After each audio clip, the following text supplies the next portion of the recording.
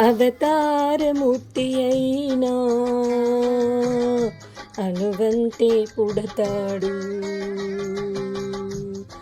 అమ్మ పేగు పంచుకుని అంతవాడు అవుతాడు. అవతారమూర్తైన అనువంతే పుడతాడు. అమ్మ పేగు పంచుకుని అంతవాడు అవుతాడు. అమ్మేగా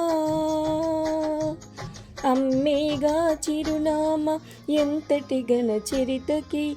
అమ్మేగా కనగలదు అంత గొప్ప అమ్మని. ఎవరు రాయగలరు అమ్మ అను మాట కన్నా కమ్మని కావ్యం?